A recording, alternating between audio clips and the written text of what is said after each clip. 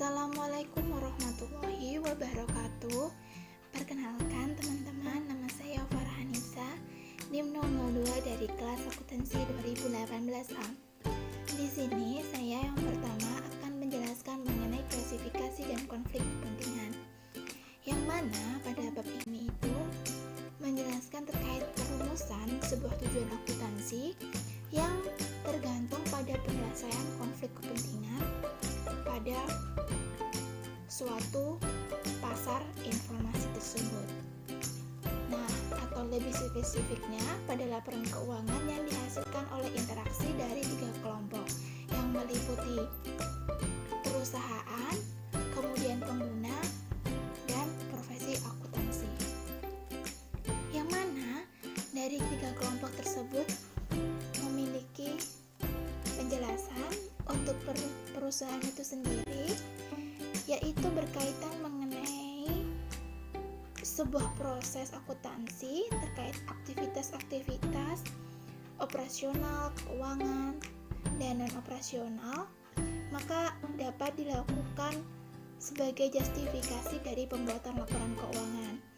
Nah, keberadaan dan perilaku mereka ini maka dapat menimbulkan hasil keuangan yang sebagian dapat diukur oleh sebuah proses akuntansi, sehingga perusahaan-perusahaan juga dapat menyediakan sebuah informasi.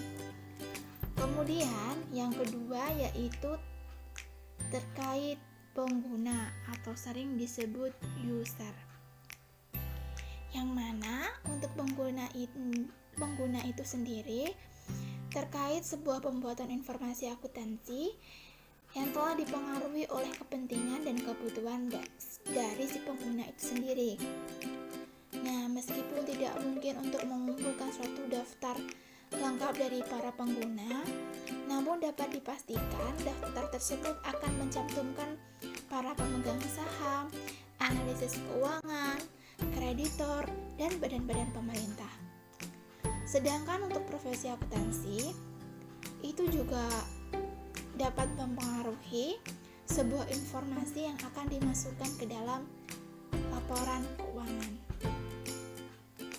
Para akuntan terutama ini akan bertindak sebagai auditor yang akan bertanggung jawab untuk memverifikasi bahwasanya laporan keuangan tersebut telah mematuhi prinsip-prinsip akuntansi yang berlaku secara umum tentunya. Sehingga pendekatan pertama tersebut dapat berorientasi kepada perusahaan. Kemudian pendekatan kedua itu berorientasi kepada profesi, dan pendekatan ketiga berorientasi kepada pengguna. Dapat disimpulkan sudah jelas bahwasanya jika kita melihat betapa dominannya pendekatan-pendekatan dalam perumusan suatu teori akuntansi yang telah kita jelaskan seperti tadi.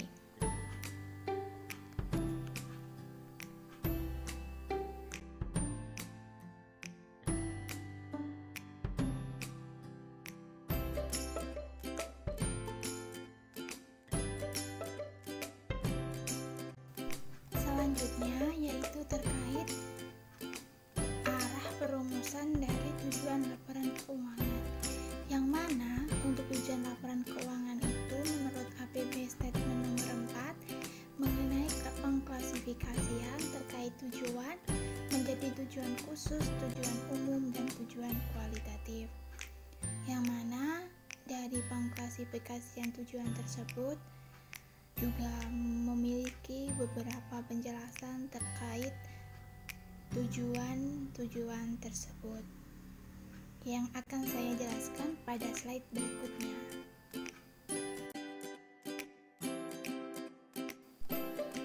Nah, untuk penjelasan mengenai tujuan khusus dari laporan keuangan yaitu merupakan bentuk penyajian secara wajar dan sesuai dengan prinsip-prinsip akuntansi yang berlaku secara umum, seperti hasil operasi dan perubahan-perubahan lainnya dalam sebuah posisi keuangan. Kemudian Kemudian, untuk penjelasan mengenai tujuan umum dari laporan keuangan, itu ada 2 poin. Untuk poin yang pertama, terkait pemberian informasi yang dapat diandalkan mengenai sumber daya ekonomi dan kewajiban perusahaan, yang mana pada pemberian informasi yang dapat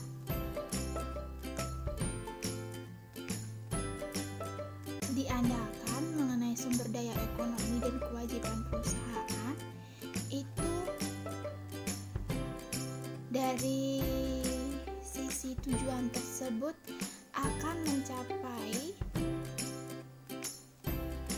sebuah pengevaluasian kelebihan kekurangannya, kemudian menunjukkan pendanaan dan investasinya, dan yang terakhir mengevaluasi kemampuan dalam memenuhi komitmen-komitmennya. Nah, sedangkan untuk memberikan informasi yang dapat diandalkan mengenai perubahan dalam sumber daya bersih dari aktivitas perusahaan bisnis yang diarahkan untuk memperoleh laba, maka poin kedua tersebut untuk mencapai dalam penyajian tersebut dapat memberikan kemampuan operasi perusahaan dalam membayar kreditor dan pemasok, sehingga memberikan pekerjaan bagi karyawan-karyawan, membayar pajak, dan menghasilkan dana untuk perusahaan sebuah perluasan usaha. Kemudian, dapat menyajikan ekspektasi pengembalian dividen kepada para investor.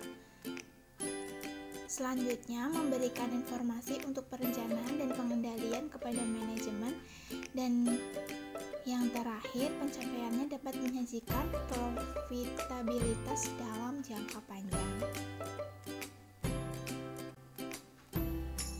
Kemudian, selain itu juga dapat memberikan sebuah informasi keuangan yang dapat digunakan untuk mengestimasi atas potensi penghasilan bagi perusahaan.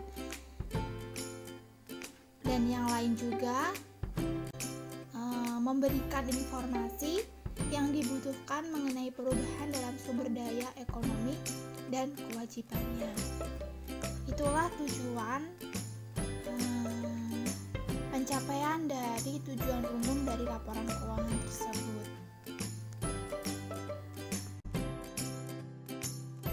Selanjutnya yaitu terkait dengan tujuan kualitatif dari akuntansi keuangan, yang mana untuk tujuan kualitatif ini memiliki beberapa tujuan yang perlu diperhatikan.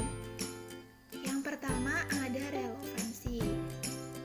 Relevansi di sini memiliki arti sebagai pemilihan informasi yang memiliki kemungkinan paling besar untuk memberikan bantuan kepada para pengguna dalam sebuah keputusan ekonominya.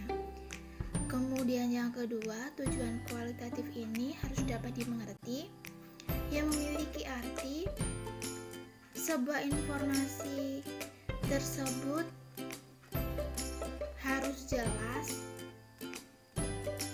tetapi tidak hanya itu juga, karena para pengguna juga harus dapat memahaminya, sehingga informasi tersebut tidak hanya jelas saja, tapi juga mudah untuk dipahaminya. Kemudian yang ketiga dapat diverifikasi. Tujuan kualitatif dapat diverifikasi ini memiliki arti yang mana hasil akuntansi itu dapat didukung oleh pengukuran-pengukuran yang independen dan menggunakan metode-metode pengukuran yang sama. Kemudian yang keempat, netralitas. Itu memiliki arti sebuah informasi tersebut dapat ditujukan kepada kebutuhan umum dari suatu pengguna, sehingga bukannya kebutuhan tertentu, tetapi ditujukan untuk kebutuhan secara umum. Kemudian kelima, ada ketepatan waktu. Jadi, tujuan kualitatif pada ketepatan waktu ini memiliki arti bahwasanya sebuah pengkomunikasian informasi secara lebih awal untuk menghindari adanya kelambatan ataupun penundaan dalam pengambilan sebuah keputusan ekonominya. Kemudian selanjutnya ada komparabilitas atau daya banding, yang mana tujuan kualitatifnya itu secara tidak langsung dapat mengartikan sebuah perbedaan-perbedaan yang terjadi seharusnya bukan diakibatkan oleh perbedaan perlakuan akuntansi keuangannya yang telah diterapkan. Dan yang terakhir, tujuan kualitatif terkait kelengkapan, yang mana kelengkapan ini memiliki arti bahwasannya telah dilaporkan seluruh informasi yang ada pada laporan keuangan tersebut secara wajar memenuhi persyaratan dari tujuan kualitatif yang lainnya. Itulah penjelasan dari tujuan kualitatif akuntansi keuangan.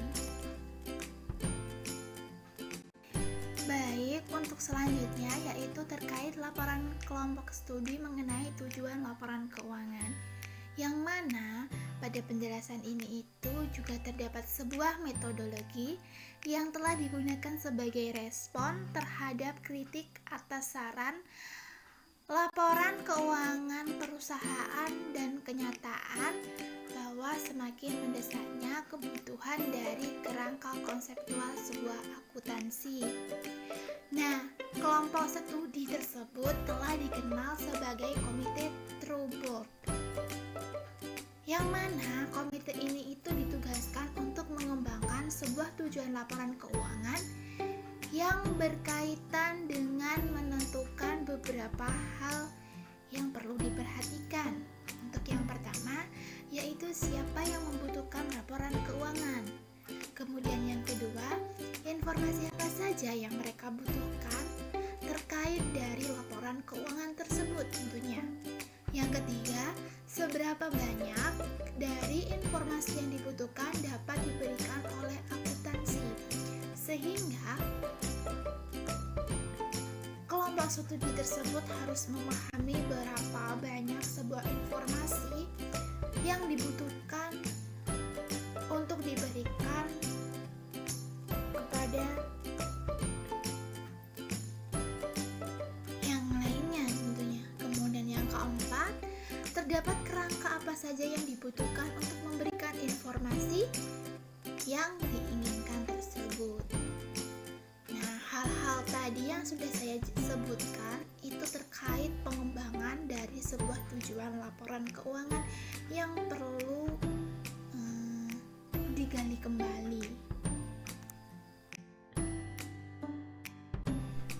Baik, penjelasan slide selanjutnya yaitu masih sama terkait tujuan laporan keuangan, namun yang berbeda ini telah dinyatakan dalam laporan Troubaud, yang mana dalam laporan keuangan ini itu terdapat kecenderungan yang dapat dimengerti untuk membedakan menurut struktur hierarki yang nyata dari tujuan-tujuan tersebut, sehingga terdapat 6 lingkaran tujuan struktur hierarki pada laporan Troubaud.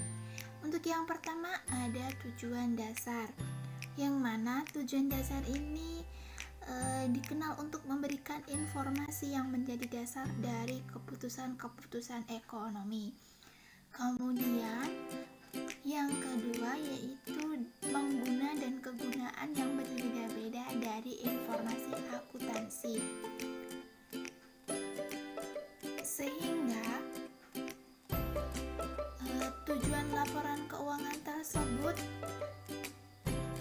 itu dapat melayani para pengguna untuk memiliki wewenang, kemampuan atau sumber yang terbatas untuk memperoleh sebuah informasi dan yang mengandalkan laporan keuangan sebagai sumber utama informasi mengenai aktivitas perusahaan tersebut. Selanjutnya yaitu terkait kekuatan menghasilkan perusahaan dan kemampuan manajemen sebagai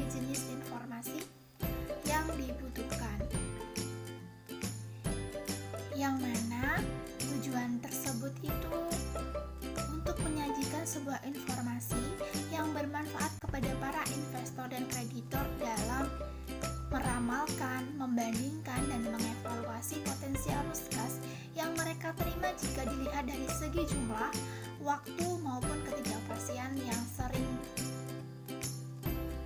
kali terjadi.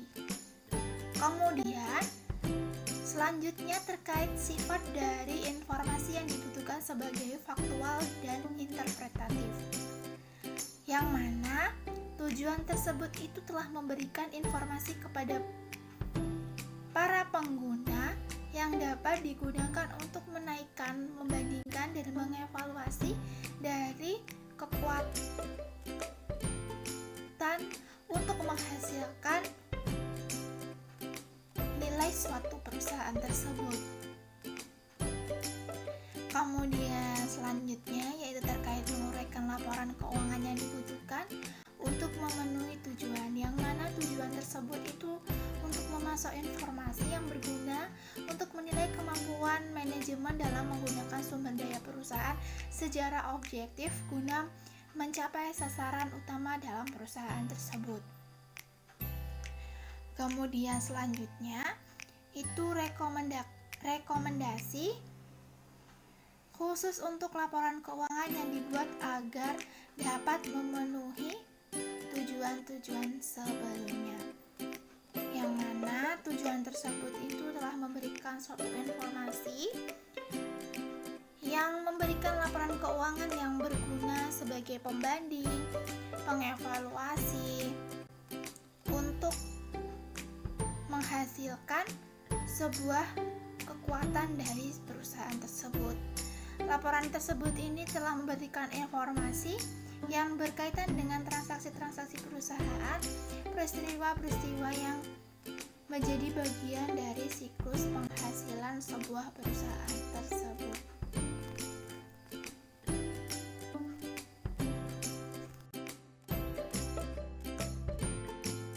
Dan yang terakhir yaitu mengenai karakteristik kualitatif pelaporan. Nah, untuk memenuhi kebutuhan pengguna, informasi yang disajikan dalam sebuah laporan keuangan itu harus memiliki karakteristik tertentu. Nah, pada laporan tersebut ini juga menyebutkan beberapa tujuan karakteristik dari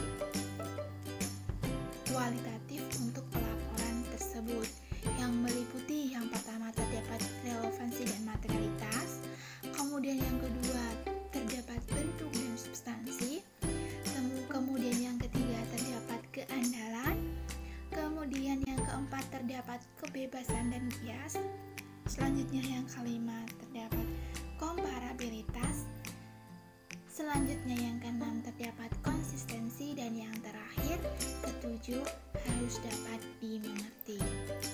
Itulah penjelasan beberapa poin-poin yang saya sampaikan dari penjelasan pertama mengenai sebuah klasifikasi dari konflik untuk kepentingan sebuah tujuan laporan keuangan.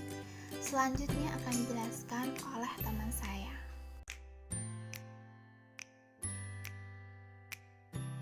Baik, selanjutnya presentasi akan dilanjutkan oleh saya. Perkenalkan, nama saya Dwita Asra Ramadanti, NIM 18080694073. Di sini saya akan membahas mengenai kerangka konseptual.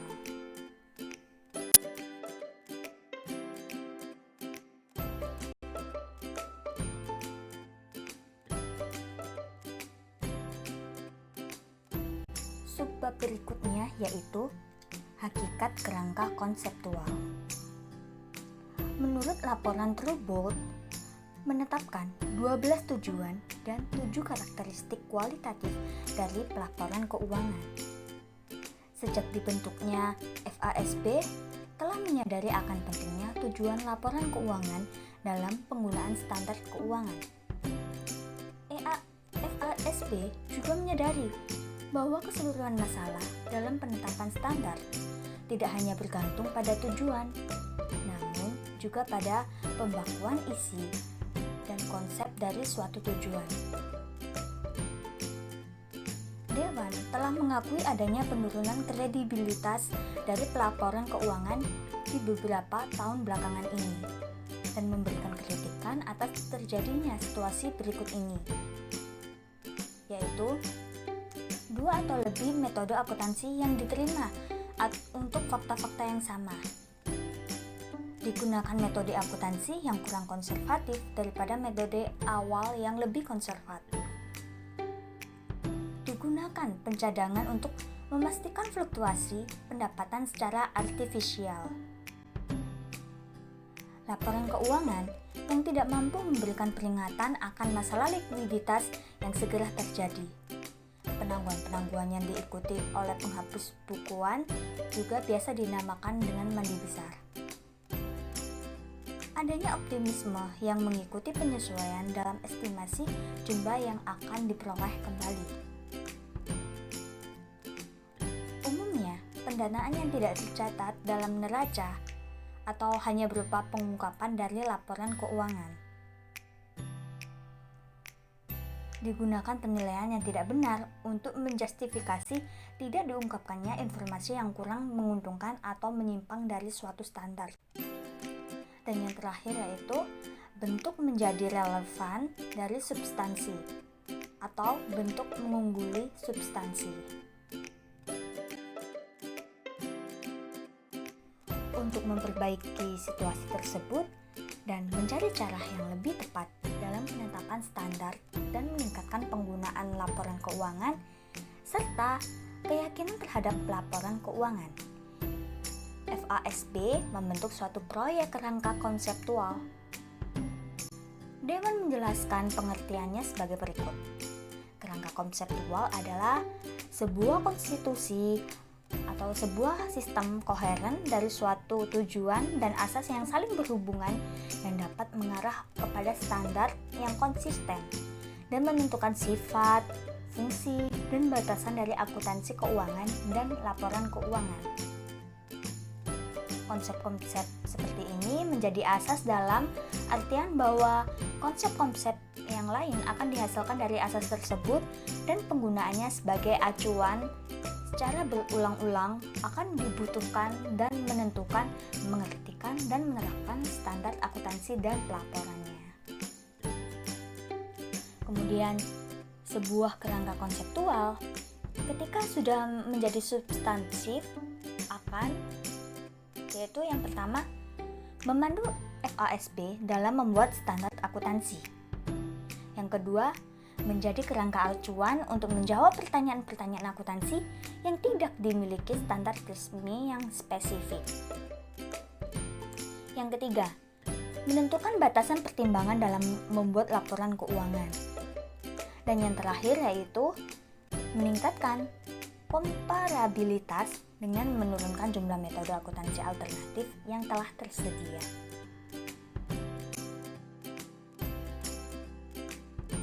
Selanjutnya yaitu apa saja masalah-masalah dalam kerangka konseptual. Sebelum memulai usaha yang efektif dalam kerangka konseptual, FASB telah mencoba untuk menunjukkan masalah konseptual yang terpenting yang berkaitan dengan penetapan standar. Adapun 9 masalah yang disajikan untuk didiskusikan dan diselesaikan, yaitu masalah yang pertama, pandangan mengenai laba atau penghasilan mana yang harus digunakan. Penjelasannya yaitu ada 3 pandangan berbeda yang diidentifikasikan dalam penentuan laba atau penghasilan earnings. Yang pertama yaitu ada pandangan aktiva atau kewajiban. Yang kedua ada pandangan pendapatan atau beban. Dan yang terakhir yaitu yang ketiga, pandangan non-artikulasi. Yang pertama, pandangan aktiva atau kewajiban.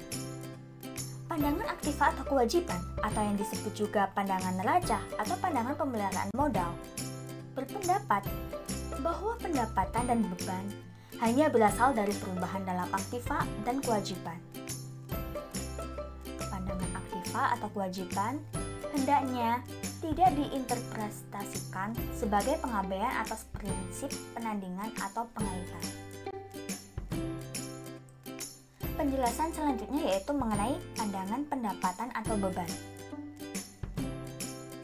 Pandangan pendapatan atau beban, atau yang biasa disebut juga pandangan laporan laba rugi atau pandangan penandingan, berpendapat bahwa adanya pendapatan dan beban dihasilkan oleh adanya kebutuhan akan penandingan yang tepat atau paper matching. Penandingan yang merupakan proses fundamental dalam akuntansi terdiri atas dua langkah. Yang pertama yaitu pengakuan atau waktu pengakuan melalui prinsip realitas, dan yang kedua pengakuan beban dengan 3 kemungkinan cara. Cara yang pertama yaitu mengasosiasikan penyebab dan dampaknya seperti harga pokok penjualan.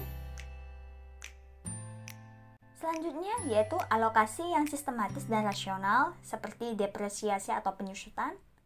Dan yang ketiga yaitu pengakuan langsung atau seperti biaya penjualan dan administrasi. Dan penjelasan yang terakhir yaitu pandangan non-artikulasi. Pandangan ini didasarkan atas adanya kepercayaan bahwa artikulasi akan diikuti oleh redundansi atau pencatatan yang berlebihan. Karena seluruh peristiwa yang dilaporkan di laporan laba rugi juga dilaporkan di neraca, meskipun dari sudut pandang yang berbeda.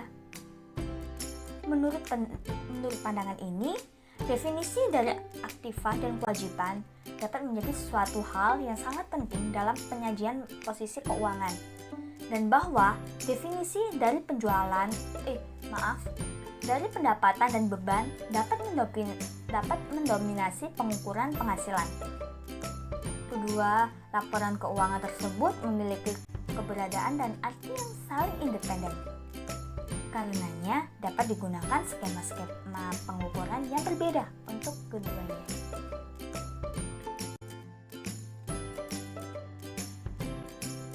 Dalam dunia yang penuh ketidakpastian, tidaklah mungkin untuk membuat sistem akuntansi di mana ekuitas buku atau pendekatan neraca dan penghasilan atau pendekatan laba rugi keduanya dapat memberikan estimasi untuk ekuitas nilai.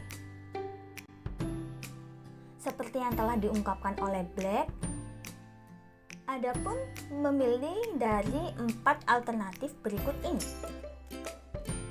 Yang pertama, kita dapat menyaring aturan-aturan akuntansi dengan terus menekankan pada objektivitas untuk meningkatkan hubungan antara ekuitas buku dengan ekuitas nilai. Maka, laba bersih akan sangat tidak teratur dan memberikan sedikit informasi yang berguna. Yang kedua, kita dapat menyaring aturan-aturan akuntansi atau dengan terus meningkatkan pada objektivitas untuk meningkatkan hubungan antara keuangan dengan nilai ekuitas. Maka ekuitas buku akan sangat kabur dan memberikan sedikit sekali informasinya. Yang ketiga, kita dapat melanjutkan praktik yang berlaku dalam membuat beberapa pilihan yang meningkatkan hubungan antara ekuitas buku dengan ekuitas nilai, dan pilihan-pilihan lain yang meningkatkan hubungan antara keuntungan dengan ekuitas nilai. Hal ini akan membahayakan kedua sumber informasi dan akan membingungkan kita mengenai bagaimana mengkombinasikan kedua pilihan tersebut atau dengan informasi lain menjadi satu estimasi tunggal yang terbaik. Dan yang keempat atau yang terakhir yaitu kita dapat meninggalkan artikulasi konvensional. Hal ini akan memungkinkan kita mengambil pilihan yang meningkatkan baik hubungan antara ekuitas buku dengan ekuitas nilai maupun hubungan antara penghasilan dengan ekuitas nilai. Sebagai contohnya yaitu kita dapat meningkatkan kegunaan pencatatan-pencatatan yang mengubah aktiva dan kewajiban dengan hanya pengaruh yang kecil pada suatu penghasilan. Selanjutnya yaitu masalah 2-7 yaitu definisi. Definisi dari setiap elemen laporan keuangan dapat diberikan oleh pandangan aktiva atau kewajiban maupun pandangan pendapatan ataupun beban. Menurut pandangan aktiva atau kewajiban, aktiva adalah sumber daya ekonomi dari sebuah perusahaan. Mereka yang mencerminkan keuntungan-keuntungan di masa depan yang diharapkan dapat menimbulkan arus kas masuk bersih secara langsung maupun tidak langsung. Sumber daya ekonomi perusahaan itu sendiri adalah yang pertama, sumber daya produktif perusahaan. Yang kedua, hak-hak kontraktual untuk sumber daya produktif. Yang ketiga, produk. Yang keempat, uang. Yang kelima, klaim yang menerima uang. Dan yang keenam terakhir, kepemilikan saham di perusahaan lain.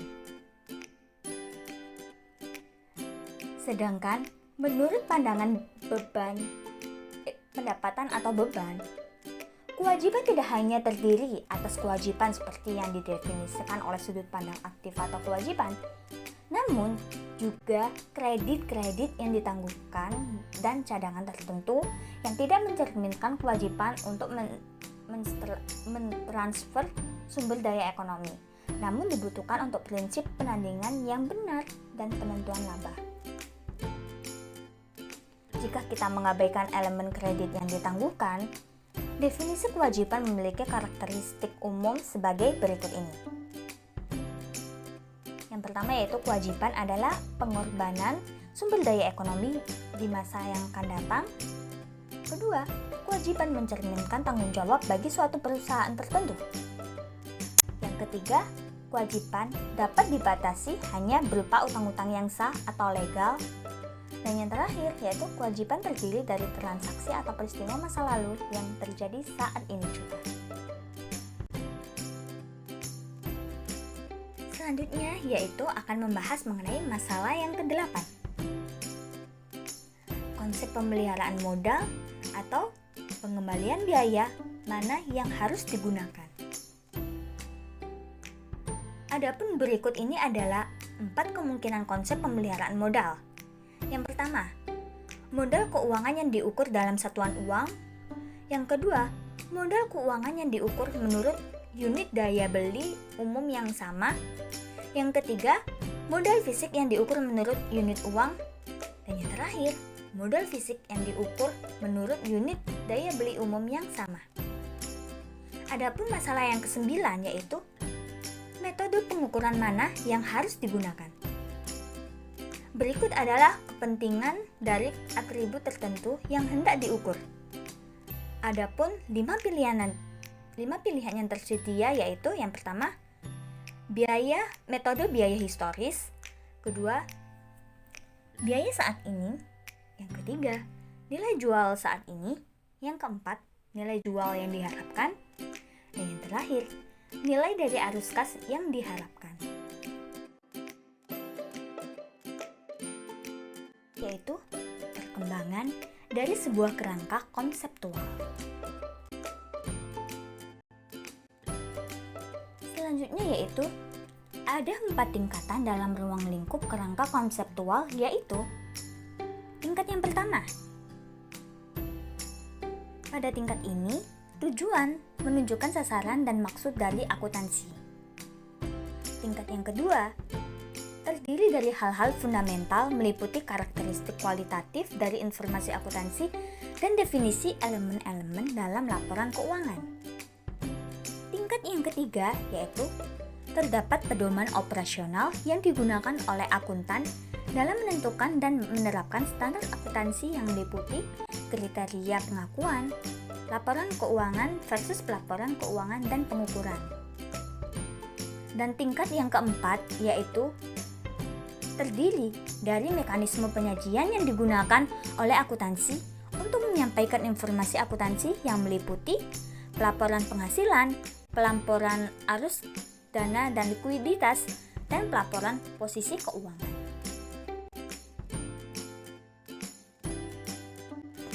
Baik, selanjutnya presentasi akan saya lanjutkan.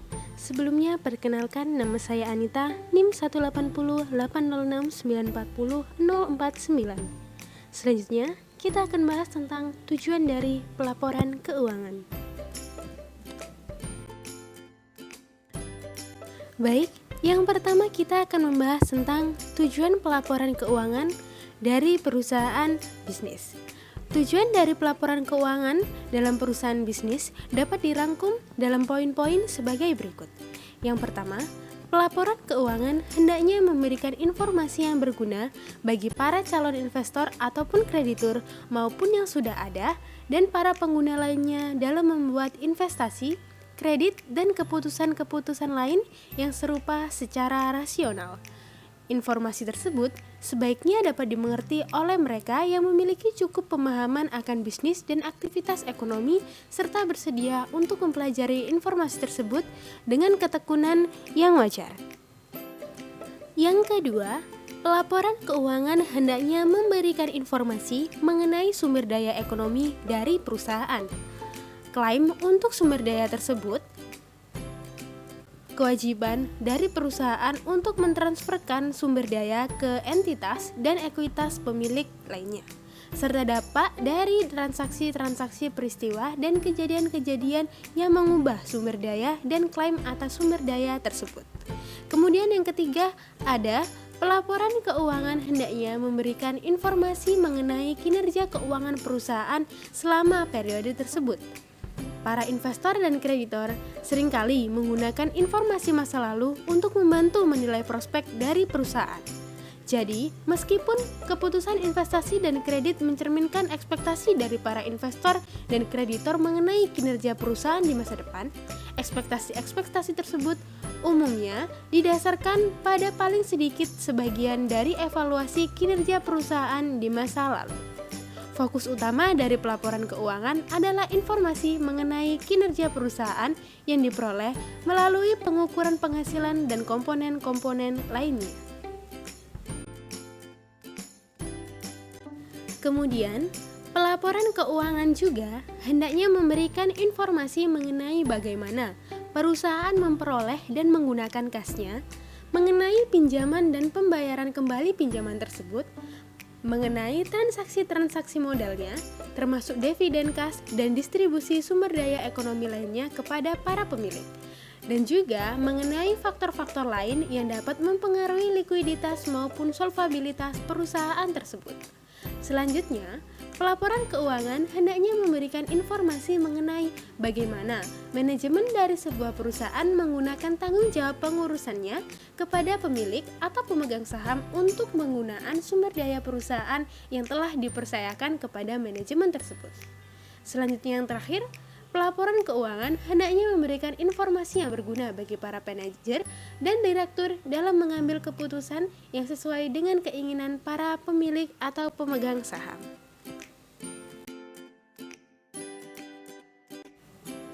Tujuan pelaporan keuangan oleh organisasi-organisasi non-bisnis. Organisasi non-bisnis tentunya berbeda dengan organisasi bisnis. Hal ini dapat dilihat dari fakta bahwa organisasi non-bisnis tidak memiliki indikator kinerja yang dapat dibandingkan dengan laba pada perusahaan bisnis. Selain itu, pada umumnya, perusahaan non-bisnis tidak menjadi subjek dari ujian dari kompetisi dalam pasar. Selanjutnya, kita akan membahas tentang 3 karakteristik utama yang membedakan organisasi-organisasi non-bisnis dengan organisasi bisnis. Yang pertama, sejumlah besar sumber daya diterima dari penyedia sumber daya yang tidak mengharapkan untuk menerima pembayaran kembali ataupun keuntungan ekonomi yang proporsional terhadap sumber daya yang telah mereka berikan. Kemudian yang kedua, operasi bisnis terutama bergerak untuk tujuan-tujuan selain penyediaan barang atau jasa yang mendapatkan laba atau ekuivalen laba. Yang ketiga, tidak ada saham kepemilikan yang pasti yang dapat dijual, dialihkan, atau ditebus, atau yang akan menjadi hak atas bagian dari distribusi nilai sisa dari sumber daya pada saat organisasi tersebut dilikuidasi.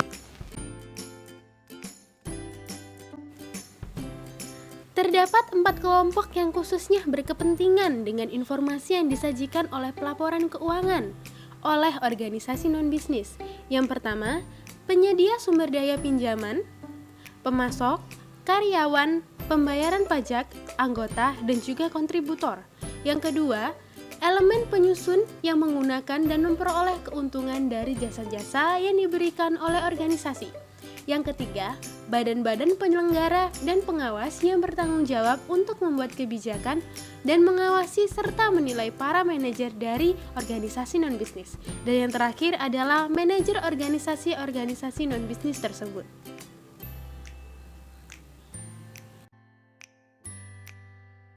Untuk memenuhi kebutuhan-kebutuhan informasi dari pengguna-pengguna yang sebelumnya sudah dijelaskan, maka laporan keuangan harus memiliki tujuan-tujuan sebagai berikut. Yang pertama, informasi yang bermanfaat dalam pengambilan keputusan mengenai alokasi sumber daya. Pelaporan keuangan oleh organisasi non-bisnis hendaknya memberikan informasi yang bermanfaat bagi para penyedia sumber daya dalam melakukan pengembalian keputusan yang rasional atas pengalokasian sumber daya di organisasi-organisasi tersebut. Yang kedua, informasi yang bermanfaat dalam penilaian jasa dan kemampuan untuk memberikan jasa. Pelaporan keuangan oleh organisasi non-bisnis hendaknya memberikan informasi yang bermanfaat bagi penyedia sumber daya yang sudah ada maupun yang potensial dalam menilai jasa yang diberikan oleh organisasi non-bisnis dan kemampuannya untuk terus memberikan jasa tersebut. Kemudian, yang ketiga ada informasi yang bermanfaat dalam menilai kepengurusan dan kinerja manajemen. Pelaporan keuangan oleh organisasi non-bisnis hendaknya memberikan informasi yang bermanfaat bagi penyedia sumber daya yang sudah ada maupun yang potensial dalam menilai bagaimana manajer dari sebuah organisasi non-bisnis melaksanakan tanggung jawab kepengurusan mereka dan aspek-aspek kinerja mereka yang lain. Informasi mengenai kinerja organisasi hendaknya menjadi fokus dalam menilai kepengurusan atau akuntabilitas dari para manajer. Informasi mengenai penyimpangan dari mandat-mandat beban, seperti anggaran resmi dan pembatasan donor dalam penggunaan sumber daya, yang dapat dipengaruhi oleh kinerja keuangan organisasi atau kemampuan untuk memberikan tingkat layanan yang memuaskan juga merupakan hal yang penting dalam menilai berapa baik manajer telah melaksanakan tanggung jawab kepengurusannya. Yang keempat, informasi mengenai sumber daya ekonomi, kewajiban, sumber daya bersih, dan pembebanan-pembebanannya. Pelaporan keuangan oleh organisasi bisnis akan kepentingan pada sumber daya tersebut. Selanjutnya, ada kinerja operasional. Pelaporan oleh organisasi non-bisnis hendaknya memberikan informasi mengenai kinerja organisasi dalam periode tertentu. Pengukuran secara berkala atas perubahan-perubahan yang terjadi pada jumlah dan juga sifat dari sumber daya bersih organisasi non-bisnis, serta informasi mengenai usaha dan pencapaian jasa dari organisasi bersama-sama akan mewakili informasi yang paling bermanfaat dalam menilai kinerja organisasi. Selanjutnya, ada likuiditas. Pelaporan keuangan oleh organisasi non-bisnis hendaknya memberikan informasi mengenai bagaimana organisasi non-bisnis memperoleh dan menggunakan dana kasnya, mengenai pinjaman dan pembayarannya kembali, serta mengenai faktor-faktor lain yang dapat mempengaruhi likuiditas dari organisasi tersebut. Selanjutnya, ada pula penjelasan dan interpretasi manajer. Pelaporan keuangan oleh organisasi non-bisnis hendaknya mencakup penjelasan dan interpretasi untuk membantu penyedia sumber daya dari penggunaan-penggunaan lain memahami informasi keuangan yang mereka terima. Karena para manajer biasanya lebih mengetahui organisasi dan urusan-urusannya daripada penyedia sumber daya atau pihak-pihak di luar organisasi, manajer seringkali meningkatkan kegunaan dari pelaporan keuangan dan menunjukkan transaksi, peristiwa, atau kejadian tertentu yang mempengaruhi organisasi. Dan dengan menjelaskan dampak keuangan yang mereka berikan,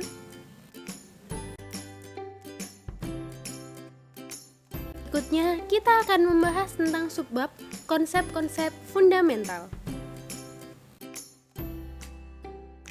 Pertama-tama kita akan membahas tentang karakteristik kualitatif dari informasi akuntansi. Karakter-karakter kualitatif tersebut antara lain adalah: yang pertama ada relevansi. Relevansi mengacu pada kemampuan informasi untuk mempengaruhi keputusan manajer dengan mengubah atau mengonfirmasi ekspektasi mereka atas hasil atau konsekuensi dari tindakan atau peristiwa. Selanjutnya ada keandalan, yang diartikan sebagai kualitas yang memungkinkan pengguna data agar dengan yakin mengandalkan sebagai pencerminan dari apa yang dimaksud atau disajikan dalam laporan keuangan. Selanjutnya, ada dapat diverifikasi, yang artinya memungkinkan individu-individu yang memenuhi syarat untuk bekerja secara independen satu sama lain dengan mengembangkan ukuran-ukuran atau kesimpulan yang serupa dari pemeriksaan atas bukti, data, dan catatan-catatan yang sama. Ada pula ketepatan penyajian dan kelengkapan.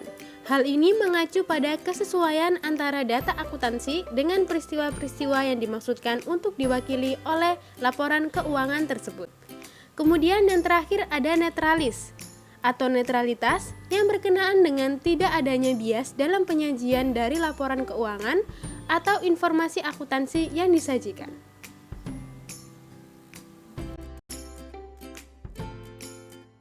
Selanjutnya, kita akan membahas tentang elemen-elemen dasar laporan keuangan dari perusahaan bisnis. Yang pertama, ada aktiva. Aktiva merupakan kemungkinan manfaat ekonomi di masa depan yang diperoleh atau dikendalikan oleh suatu entitas tertentu sebagai akibat dari transaksi atau peristiwa di masa lalu. Kemudian ada kewajiban, yang artinya kemungkinan pengorbanan manfaat ekonomi di masa depan yang timbul dari utang saat ini dari suatu entitas untuk mengalihkan aktiva atau memberikan jasa kepada entitas lain di masa depan sebagai akibat dari transaksi atau peristiwa di masa lalu. Ada pula ekuitas, yang merupakan kepentingan residual dari aktivitas suatu entitas yang tersisa setelah mengurangi dengan kewajibannya. Dalam perusahaan bisnis, ekuitas ini adalah saham kepemilikan. Selanjutnya, ada investasi oleh pemilik. Hal ini merupakan peningkatan aktiva bersih dari perusahaan yang diakibatkan dari pengalian sesuatu yang bernilai kepada perusahaan dari entitas lain untuk mendapatkan atau meningkatkan kepemilikan dari perusahaan. Kemudian ada distribusi kepada pemilik. Ini diartikan sebagai penurunan aktiva bersih dari perusahaan yang diakibatkan oleh pengalian aktiva, pemberian jasa, atau timbulnya kewajiban oleh perusahaan kepada pemilik. Kemudian ada laba komprehensif. Laba komprehensif ini merupakan perubahan ekuitas perusahaan selama periode tertentu yang diakibatkan dari transaksi dan peristiwa serta kejadian-kejadian lain dari sumber non-kepemilikan. Kemudian ada juga pendapatan. Pendapatan ini merupakan arus masuk atau peningkatan lain dari aktivitas sebuah entitas atau pelunasan kewajiban sebuah entitas selama satu periode. Kemudian ada beban.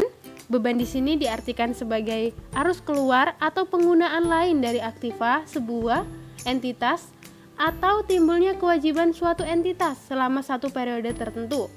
Kemudian ada juga keuntungan. Keuntungan di sini merupakan peningkatan ekuitas yang berasal dari transaksi entitas yang insidental atau sampingan dari semua transaksi dan peristiwa serta kejadian lainnya yang mempengaruhi entitas selama satu periode. Kemudian yang terakhir ada kerugian. Di sini kerugian diartikan sebagai penurunan ekuitas atau aktiva bersih dari transaksi entitas yang insidental atau sampingan dari semua transaksi dan peristiwa serta kejadian lain yang mempengaruhi entitas selama satu periode. Berikutnya, kita akan membahas terkait pengakuan dan juga pengukuran. Statement of Financial Accounting Concept nomor 5 dimaksudkan untuk menyelesaikan masalah pengakuan dan pengukuran. Dalam kaitannya dengan pengakuan, pernyataan tersebut telah meninggalkan tanggung jawab dengan menyatakan sejak awal bahwa pengakuan dan kriteria pedoman adalah secara umum konsisten dalam praktek akuntansi yang berlaku dan bukan merupakan suatu perubahan radikal. Di samping itu, pernyataan ini menyatakan bahwa pengungkapan dengan cara-cara selain laporan keuangan bukanlah merupakan suatu pengakuan.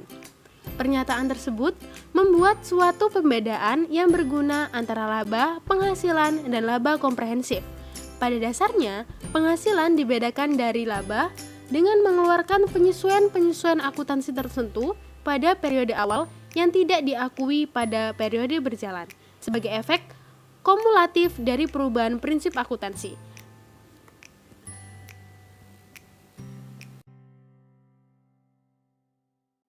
Selanjutnya, kita akan membahas terkait pengukuran. Dalam kaitannya dengan pengukuran, laporan melihat 5 atribut yang berbeda dari aktiva dan kewajiban yang disajikan dalam memorandum diskusi. Hal tersebut yaitu, yang pertama ada biaya historis, yang kedua ada biaya pengganti saat ini, kemudian yang ketiga ada nilai pasar saat ini, ada pula nilai bersih yang dapat direalisasikan, dan yang terakhir ada nilai arus kas masa depan saat ini.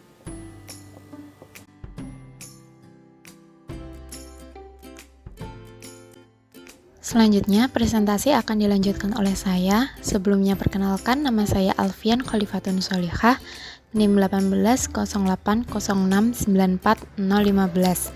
Di sini, saya akan mempresentasikan mengenai subbab, yaitu laporan-laporan lain. Nah, di sini akan dibahas yang pertama ada laporan perusahaan, dan yang kedua ada laporan stam. Yang pertama, mari kita bahas mengenai laporan perusahaan. Di tahun 1975, Accounting Standards Steering Committee dari Institute of Chartered Accountants in England and Wales menerbitkan suatu laporan yang dinamai The Corporate Report, yaitu suatu makalah pembahasan yang dimaksudkan sebagai suatu langkah maju ke arah peninjauan besar-besaran oleh para pengguna, tujuan, dan metode pelaporan keuangan modern di Inggris. Laporan tersebut menyajikan usaha-usaha yang telah dilakukan oleh sebuah badan beranggotakan 11 orang yang bekerja dalam kerangka acuan, yaitu tujuan dari studi ini adalah untuk memeriksa kembali ruang lingkup dan sasaran dari laporan keuangan yang telah diterbitkan dilihat dari kebutuhan-kebutuhan dan kondisi modern. Kedua ada laporan ini berhubungan dengan akuntabilitas publik dari segala bentuk entitas ekonomi, tetapi terutama pada perusahaan bisnis. Yang ketiga, laporan ini mencoba untuk menyusun sekumpulan konsep-konsep yang sedang dikembangkan sebagai dasar dari laporan keuangan. Sasarannya adalah untuk menunjuk orang atau kelompok pembuat laporan keuangan dan informasi yang disajikan telah sesuai dengan kepentingan mereka. Yang terakhir, laporan ini mempertimbangkan cara-cara yang paling sesuai dalam mengukur dari pelaporan posisi ekonomi, kinerja, dan prospek-prospek pengerjaan untuk tujuan dan maksud yang telah diidentifikasi.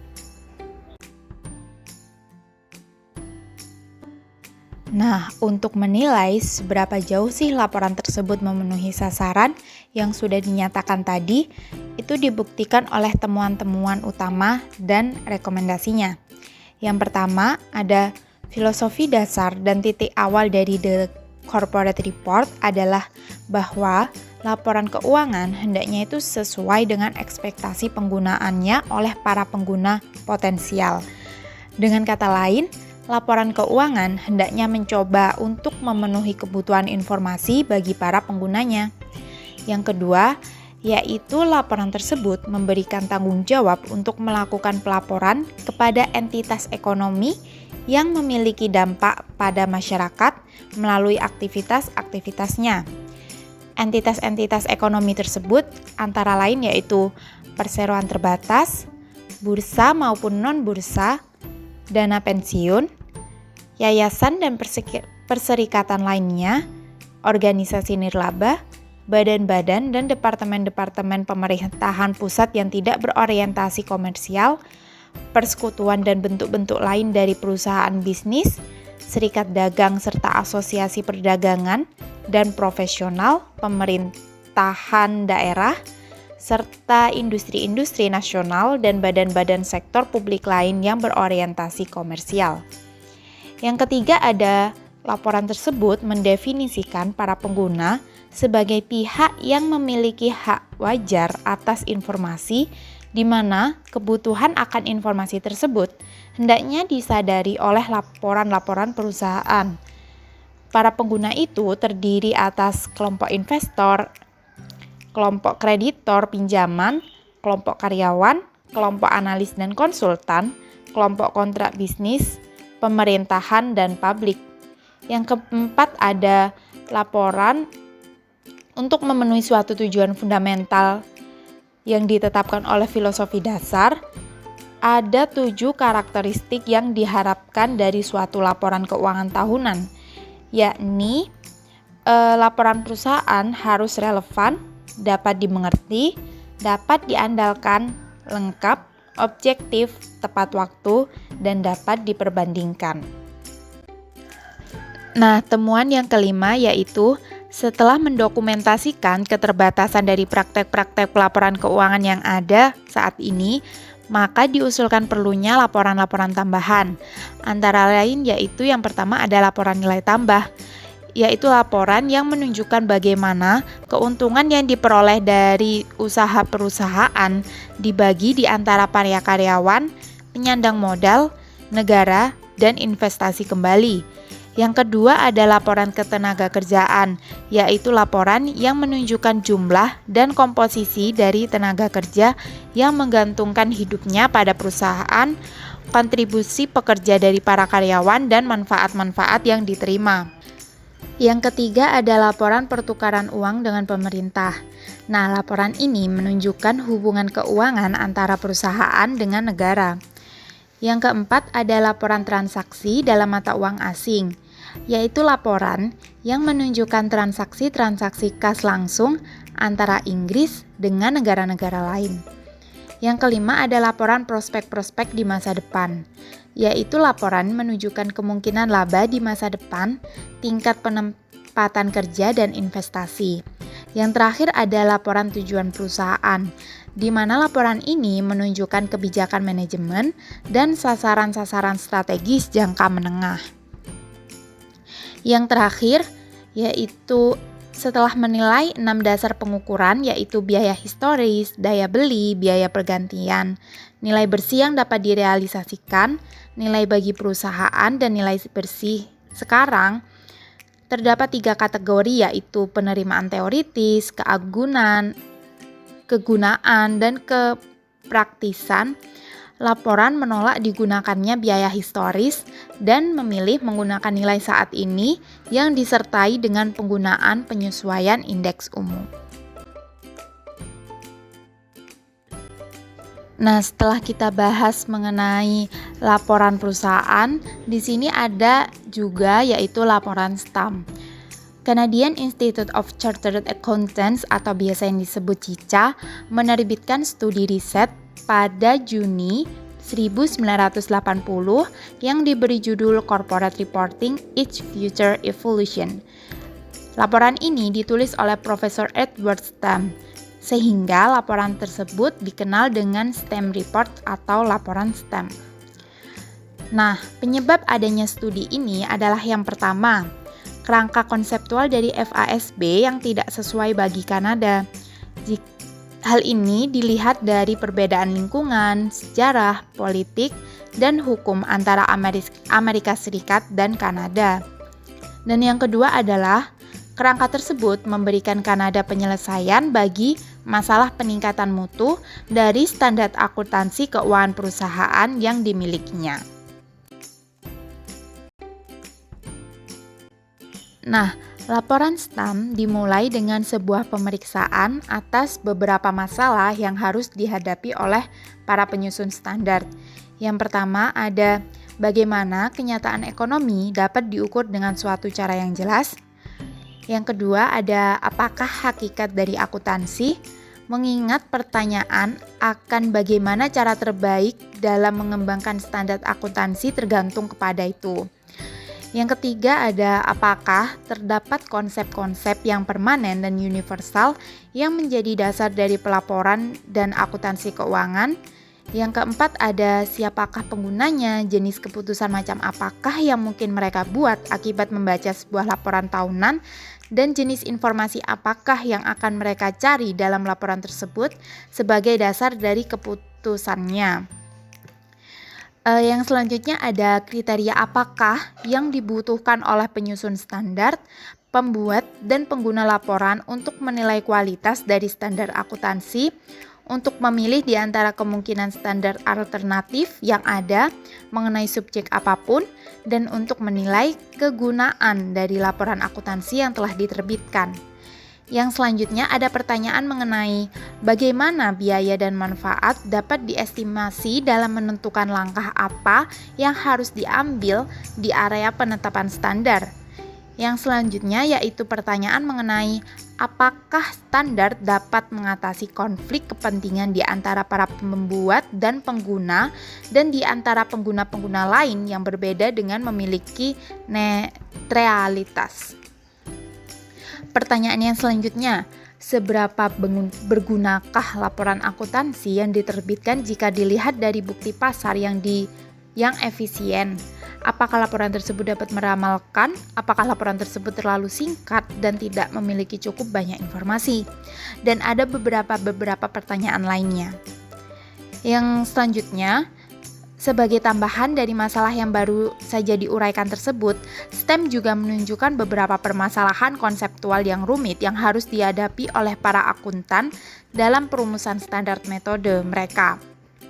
Yang pertama yaitu ada masalah alokasi, di mana akuntan harus membuat pengukuran secara berkala atas posisi keuangan dan kinerja perusahaan, dan dalam prosesnya mengembangkan metode-metode alokasi yang sistematis dan rasional. Nah, sayangnya alokasi-alokasi seperti ini biasanya bersifat berubah-ubah dan tidak dapat diperbaiki. Yang kedua ada masalah laba. Apakah laba dianggap dan didefinisikan sebagai hasil dari penandingan biaya terhadap pendapatan atau sebagai perubahan dalam aktiva bersih dari ekuitas dalam periode berlangsung? Yang ketiga ada fokus pelaporan. Nah, apakah fokus pelaporan ini dari konsep kepemilikan atau konsep entitas yang digunakan? Yang selanjutnya ada konsep pemeliharaan model, yaitu di manakah yang paling cocok, model manakah yang paling cocok untuk digunakan. Yang selanjutnya ada dasar valuasi aktiva, yaitu manakah yang sebaiknya digunakan antara biaya historis, biaya penggantian, nilai bersih yang dapat direalisasikan, atau nilai bagi perusahaan yang bisa digunakan untuk penetapan standar. Yang selanjutnya atau yang terakhir ada kenyataan ekonomi. Nah, apakah kenyataan ekonomi itu dapatkah neraca mengukur nilai kekayaan perusahaan saat ini? Nah, setelah mengurai masalah dan permasalahan konseptual tersebut, ada tujuan utama dari pelaporan keuangan perusahaan menurut laporan STEM. Yang pertama yaitu mengenai masalah akuntabilitas. Salah satu tujuan utama dari penerbitan laporan keuangan perusahaan adalah untuk menyediakan akuntansi melalui fungsi-fungsi pengurusan manajemen dan juga keberhasilannya dalam mencapai sasaran untuk menghasilkan kinerja ekonomi perusahaan yang memuaskan dan menjaganya dalam posisi keuangan yang sehat dan kuat. Nah, tujuan dari akuntabilitas itu diperluas yaitu untuk seluruh jenis pengguna. Singkatnya, tujuan pelaporan keuangan yang penting adalah penyediaan informasi yang berguna bagi seluruh potensi pengguna dari informasi tersebut dalam bentuk dan dalam kerangka waktu yang relevan terhadap berbagai macam kebutuhan. Tujuan yang kedua adalah adanya ketidakpastian dan risiko. Tujuan dari pelaporan keuangan yang baik untuk memberikan informasi dalam bentuk tertentu sehingga dapat meminimalkan ketidakpastian akan validitas dari informasi dan untuk memungkinkan para pengguna membuat penilaiannya sendiri atas resiko-resiko yang berhubungan dengan perusahaan. Tujuan yang ketiga adalah itu berhubungan dengan perubahan dan inovasi. Laporan keuangan yang diatur oleh standar hendaknya memiliki cukup ruang lingkup untuk melakukan inovasi dan evolusi seiring dengan dimungkinkannya melakukan perbaikan di masa depan. Nah, yang terakhir, tujuan keempat yaitu adanya kompleksitas dan pengguna awam. Tujuan pelaporan keuangan dianggap untuk diarahkan langsung kepada kebutuhan dari para penggunanya yang mampu untuk mengartikan satu kumpulan laporan keuangan yang lengkap, atau alternatifnya kepada para ahli yang akan dimintai bantuannya oleh para pengguna yang awam untuk menjelaskan dan memberikannya masukan. Nah, karena akuntabilitas adalah konsep yang lebih luas di Kanada dibandingkan dengan di Amerika Serikat, rentang pengguna laporan perusahaan di Kanada juga lebih diperluas menjadi 15 kategori. Antara lain yang pertama ada pemegang saham. Pemegang saham baik pemegang saham sekarang dan pemegang saham potensial. Yang kedua ada kreditor jangka panjang. Baik kreditor jangka panjang yang sekarang maupun yang potensial dapat menjadi kreditor jangka panjang. Yang ketiga ada kreditor jangka pendek, ada analis dan penasihat yang melayani pihak-pihak. Yang selanjutnya ada para karyawan, selanjutnya ada para direktur non-eksekutif, para pelanggan, pemasok, kelompok-kelompok industri, serikat pekerja, departemen dan kementerian pemerintahan, publik, badan-badan regulatoris, perusahaan-perusahaan lain, baik perusahaan domestik dan asing, dan yang terakhir ada para penyusun standar dan riset-riset akademik. Yang selanjutnya, setelah jenis-jenis pengguna telah ditentukan, langkah selanjutnya adalah untuk menentukan kebutuhan informasi. Nah, dalam setiap kasus diusulkan 13 kategori kebutuhan dari para pengguna. Antara lain yang pertama ada penilaian kinerja, yang kedua ada penilaian kualitas manajemen, yang ketiga ada pengestimasian prospek-prospek di masa depan, yang keempat ada penilaian kekuatan dan kemampuan keuangan, yang kelima ada penilaian solvabilitas, yang keenam ada penilaian likuiditas, yang ketujuh ada penilaian resiko dan ketidakpastian, yang kedelapan ada membantu alokasi sumber daya perusahaan, selanjutnya ada melakukan perbandingan, selanjutnya ada mengambil keputusan-keputusan mengenai valuasi, yang berikutnya ada menilai kemampuan beradaptasi, kemudian ada menentukan tingkat kepatuhan dengan hukum atau peraturan, dan yang terakhir ada penilaian kontribusi kepada masyarakat. Nah, langkah selanjutnya yang dilakukan yaitu mendefinisikan kriteria untuk penilaian yang merupakan alat ukur di mana penyusun standar sekaligus para pembuat dan pengguna dari laporan keuangan yang telah diterbitkan dapat memutuskan apakah laporan keuangan yang diterbitkan itu memang benar telah memenuhi kebutuhan dari para pengguna dan tujuan dari pelaporan keuangan. Nah, di sini ada beberapa kriteria yang antara lain ada objektivitas, dapat diperbandingkan, pengungkapan penuh, bebas dari segala bias, adanya keseragaman, materialitas, efektivitas biaya dan manfaat, fleksibilitas, konsistensi, dan terakhir ada konservatisme.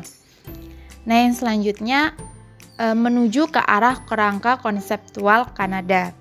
Kerangka konseptual Kanada ini didasarkan pada pendekatan yang evolusioner dan bukannya revolusioner dan tidak akan begitu sempit ruang lingkupnya, yaitu kepentingan utama adalah kepada kebutuhan yang wajar dari para pengguna yang sah dari laporan-laporan keuangan yang dikeluarkan. Nah, lebih lanjut, diusulkan untuk melakukan justifikasi dan penjelasan mengenai standar tersebut kepada publik untuk memperoleh penerimaan secara umum bagi kerangka konseptual keuangan Kanada. Nah, laporan STEM telah berhasil mencantumkan masalah-masalah konseptual utama yang ditemukan dalam pengembangan setiap kerangka dan juga memberikan dasar atau latar belakang sehingga akan semakin banyak riset yang dapat dilakukan oleh laporan STEM. Nah, ada berbagai macam reaksi akan laporan STEM yang telah diterima menjadi dokumen opini, antara lain dalam analisis final, pelaporan perusahaan corporate reporting adalah sebuah dokumen mengenai opini. Laporan ini bukanlah dan diyakini juga bahwa laporan ini tidak bermaksud untuk menjadi sebuah studi riset klasik dengan jenis pertanyaan, melainkan didasarkan pada opini yang terinformasi dari sekelompok akuntan yang berpengalaman dan cakap. Nah, laporan ini juga memiliki karakteristik yang membingungkan. Sebelum laporan STEM akhirnya memilih untuk menerima pandangan dunia sosial ekonomi politik. Nah, akhirnya para praktisi menyadari bahwa rekomendasi dari laporan STEM tidak terlalu praktis untuk digunakan atau terlalu mahal biayanya untuk diimplementasikan di perusahaan. Setelah laporan ini dipublikasikan, Canadian Institute of Chartered Accountants pada tahun 1991 mengeluarkan dalam cicah handbook bagian 1000-nya Financial Statement Concept yang menjadi awal dari sebuah kerangka konseptual bagi Kanada.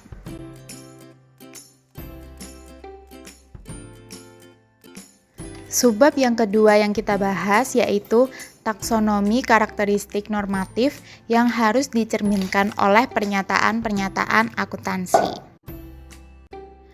Kutipan mengenai betapa pentingnya kualitas dari pernyataan akuntansi diutarakan dengan tepat oleh Arthur Levitt, yaitu seorang mantan ketua dari SEC. Ia meyakini bahwa keberhasilan dari pasar modal secara langsung bergantung kepada kualitas dari sistem akuntansi dan pengungkapannya. Sistem pengungkapan yang didasarkan dari pernyataan-pernyataan berkualitas tinggi akan memberikan keyakinan kepada para investor mengenai kredibilitas dari pelaporan keuangan tersebut. Dan tanpa keyakinan investor, pasar tidak akan berkembang.